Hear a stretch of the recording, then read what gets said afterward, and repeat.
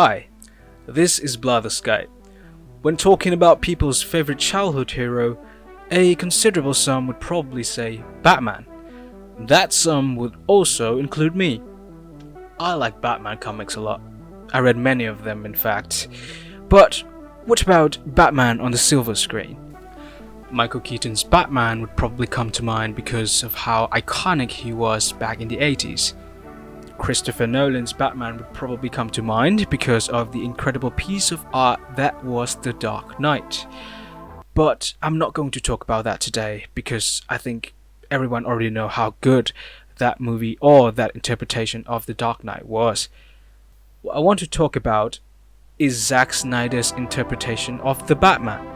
I'll be diving deep into the character and why I think it might be actually better than you think.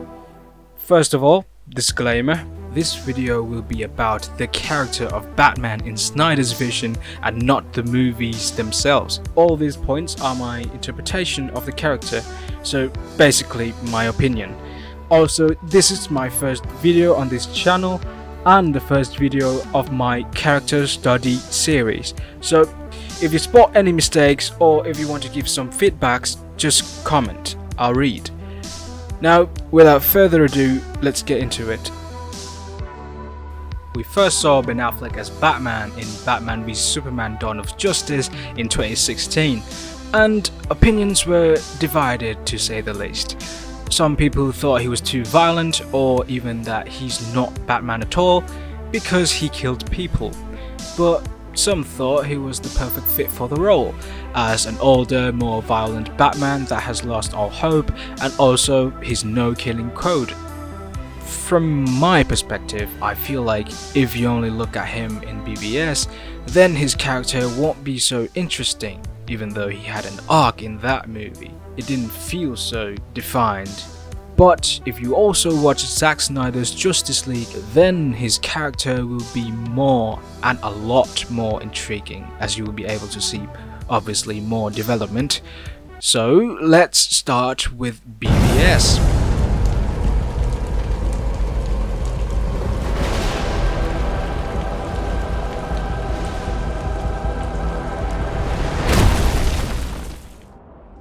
There was a time above, a time before.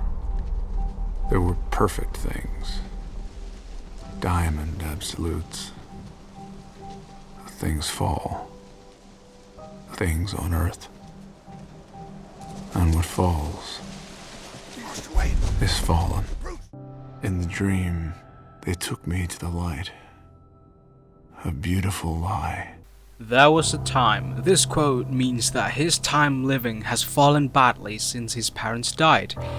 In the dream, they probably means him as Batman and possibly the Bat family that he had. Took him to the light means lift him up from the never-ending hole of sorrow. A beautiful lie means that the family that he had were all lies because they also left him by dying anyway. This was hinted as we can see Robin's suit with the Joker's writing all over it. This probably pushed him over the edge and made him put justice into his own hands. Hence why Batman in this movie is quite different. He's been through a lot from his time in Gotham. He's seen good guys turn bad, lives brutally taken, and promises broken. He's lost faith in humanity and lost hope in trying to find it again. This Batman is highly inspired by Frank Miller's The Dark Knight Returns. He's old and experienced, yet sometimes makes reckless decisions because of his ego. The term fallen hero fits him really well. Also, he's very angry, probably at many things, especially himself for not being able to save Robin. So after the destruction of Metropolis, from the fight between Superman and Zod in Man of Steel, Bruce decided to go after Superman with the rage he has inside him. This movie shows that Batman has lost his no-killing code, which doesn't mean he intentionally kills, but rather he doesn't care to keep his enemies alive.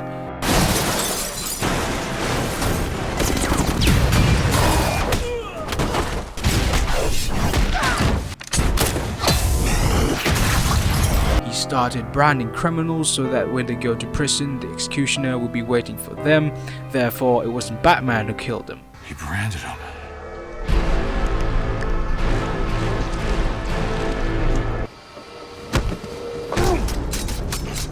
He acted as judge and jury with no care for consequences whatsoever.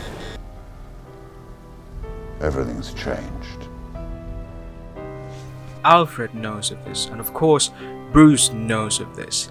There's a quote that is directed to this, but also directed to other means in the movie as well, but we'll talk about that later. But instead of feeling like this Batman isn't the Batman people love, or the Batman from the comics, I instead sympathize with him. Deep down somewhere there was still the strong-willed, grim but benevolent and determined spirit that is the Caped Crusader. But he was simply lost, walking through endless fields of grass, not really knowing where to go. We see him as a broken and tortured soul that needs healing. We see him as a fallen hero that needs guidance back to the light, to the right path again. We see him at his lowest point in life, both as the Batman and as a human. This is the first act of his arc in Snyder's vision of the Batman. It establishes that he has fallen. The fever, the rage, the feeling of powerlessness that turns good men cruel.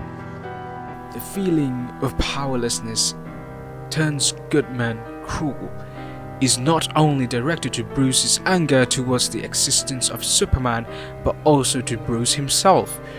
Batman could not save Robin from his fate, and Bruce could not save himself from getting lost in self-loathing thoughts.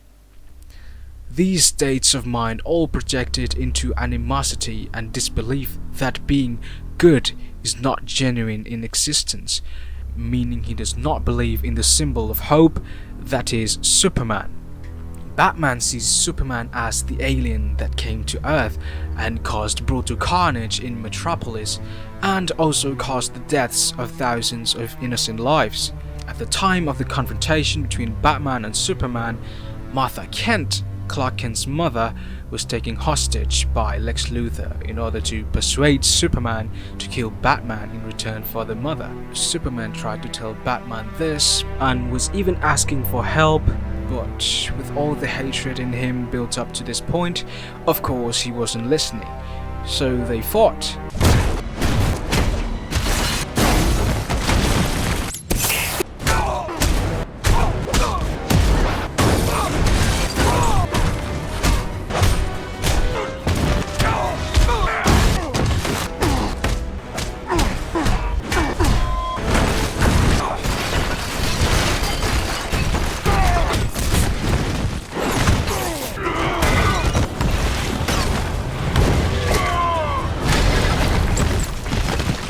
Batman wins. Tough fight.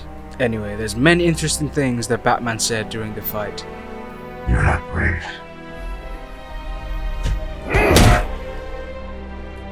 Men are brave. You is obviously Superman, which he thinks of as an alien that doesn't belong on Earth. And men is probably Bruce referring to himself and the people. He thinks of human as brave because they have the guts to deny the existence of the unstoppable and incredibly powerful God. I bet your parents taught you that you mean something. That you're here for a reason. My parents taught me a different lesson.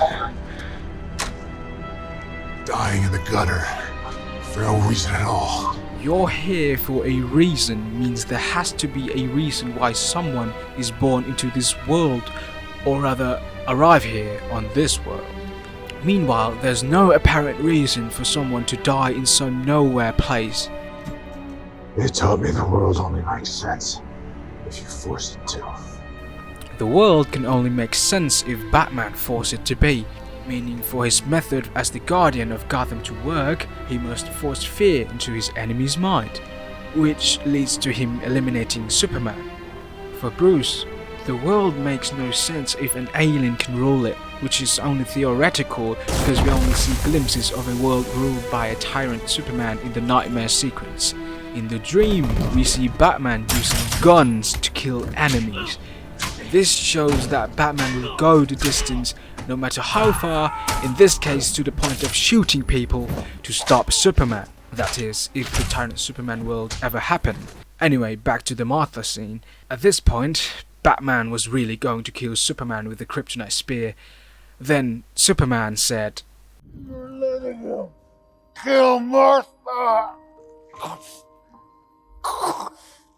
The word Martha stopped Bruce and reminded him of what started it all. The death of Thomas, and specifically Martha Wayne, was what made him the Batman.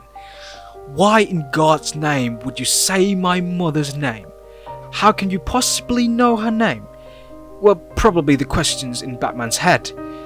In this split second of confusion, Lois Lane arrives and told him, It's his mother's name!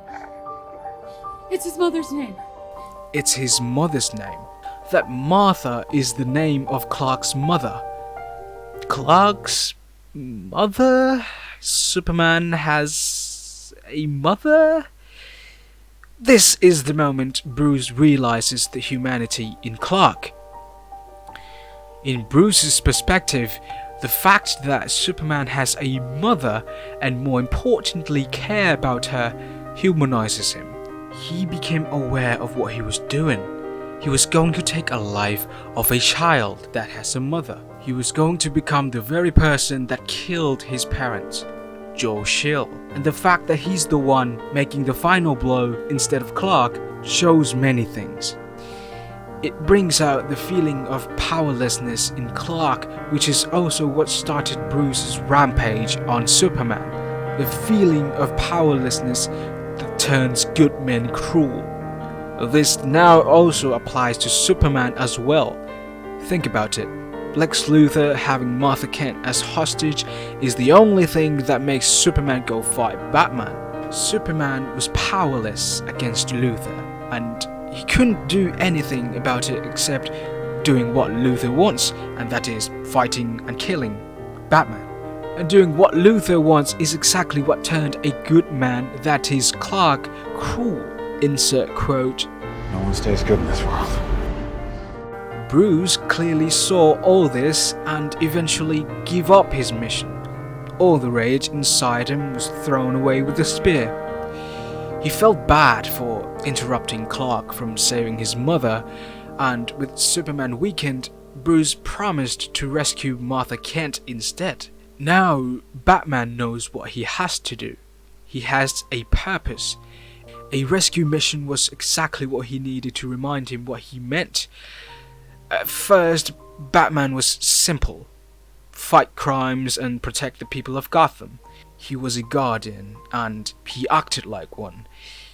During the warehouse rescue, we see what we all wanted to see. Batman being Batman and kicking ass.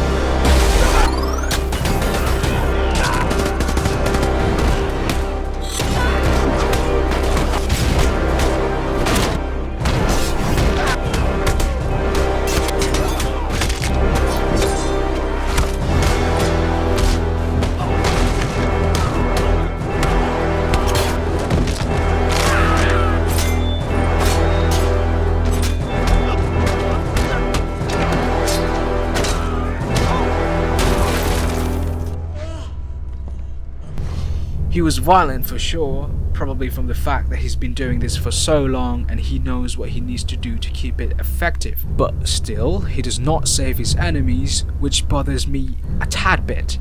But no matter. He successfully saves Martha Kent. After that, as you probably already know, Lex created Doomsday and it fights the Trinity. And Superman sacrificed himself in this fight.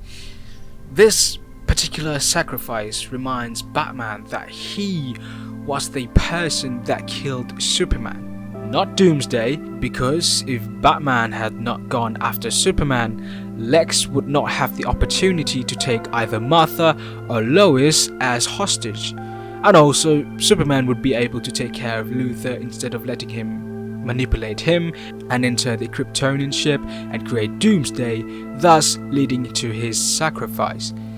Batman, in the end, killed Superman. Mission accomplished. Satisfied, Bruce? No. Bruce saw Clark as a friend after saving his mother and fighting alongside him in the Doomsday fight. But now that he's dead, the guilt creeps to none other than Bruce himself. At Superman's funeral, Bruce told Diana, I failed him in life. I won't fail him in death. He felt guilty and wanted to honor Clark as a fellow hero. Men are still good. Men are still good. This quote may seem shallow to some, but to me, it creates a very interesting narrative. Better yet, it continues his arc by starting the second act. He's beginning to believe. He's beginning to believe. No, seriously. All the events that happened during this movie, his fight with Superman, his sympathy for Clark, his rescue mission, and eventually the death of Superman that he witnessed, all forced Bruce into a different person, or rather, the person before. Superman's sacrifice especially partially restored his faith in humanity. Bruce now has something to believe in, hope and optimism. He believes that men are still good and can be better. He is returning to his path. Take a look at these two shots. Can you spot the difference? The shot during the movie was him walking with no purpose, wandering around an endless field of grass, but the shot at the end of the movie was him walking on a paved path, meaning he has found his way.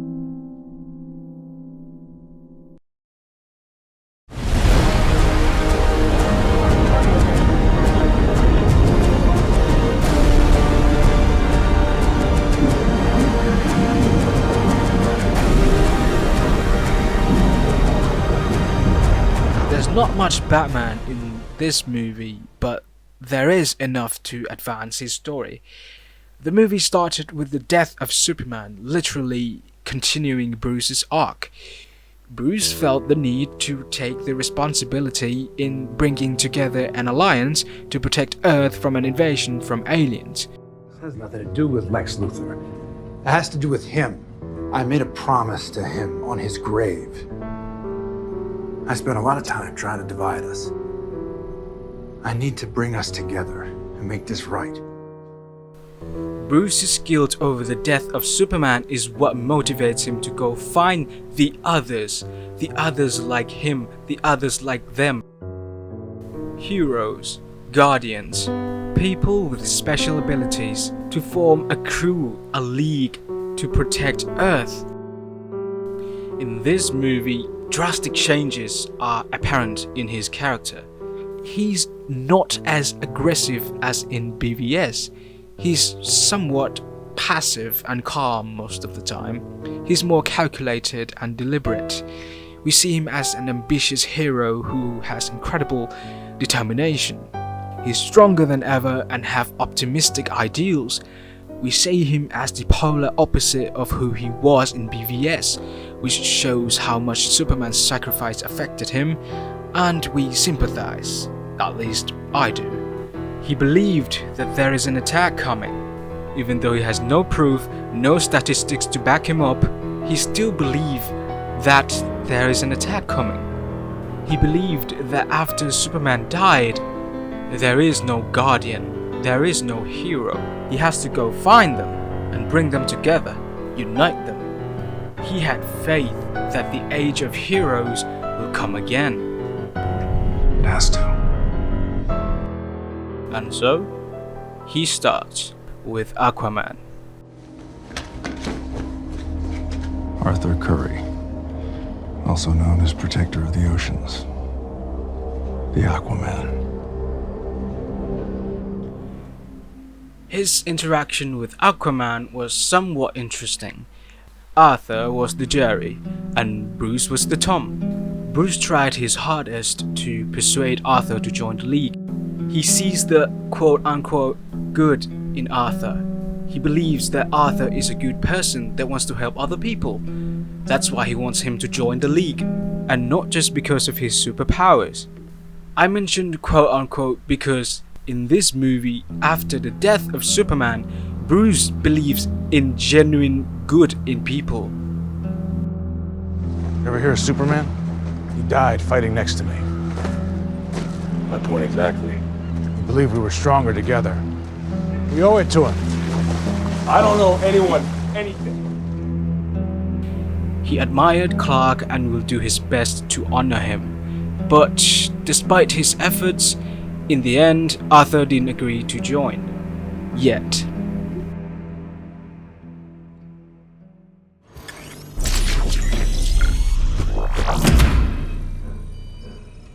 Barry Allen. Bruce Wayne. You said that like it explains why there's a total stranger in my place, sitting in the dark, in my second favorite chair. Tell me about this. Bruce's interaction with Barry is very passive. He waits patiently for Barry to finish his sentences, then ask the questions or answer the questions.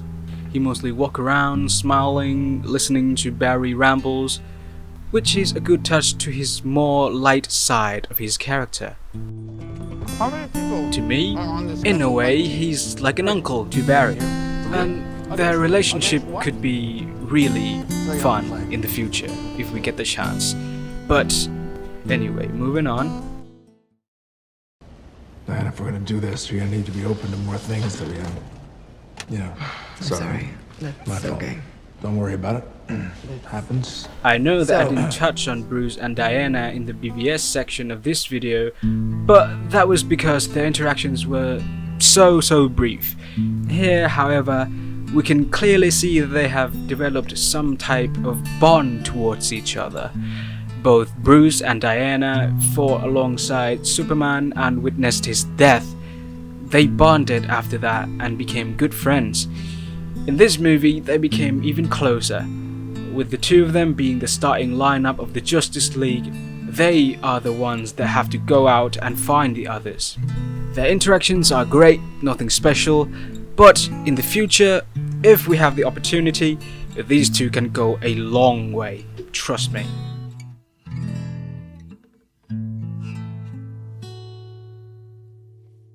I heard about you.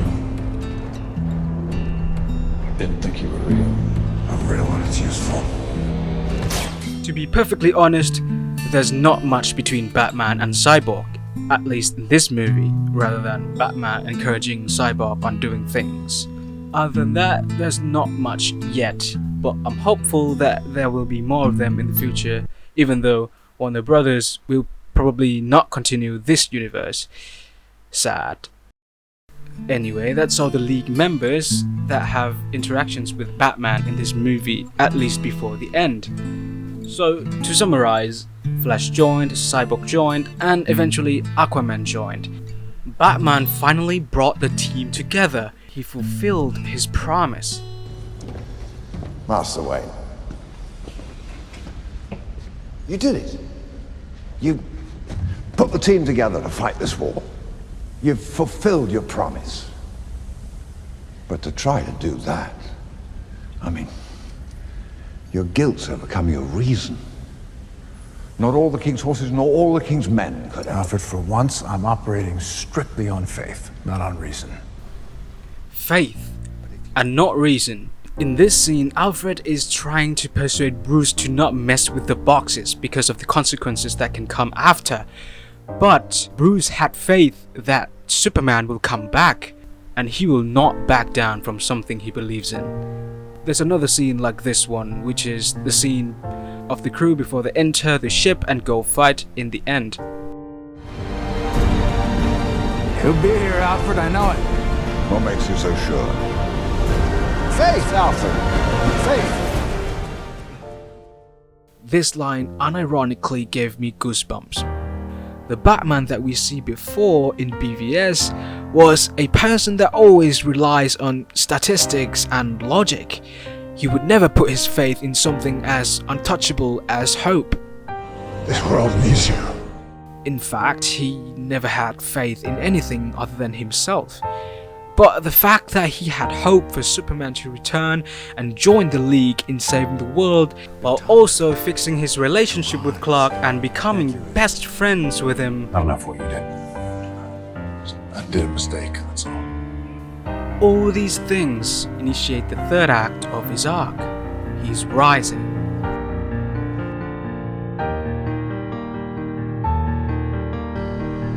Your mother and father would be proud. I hope so.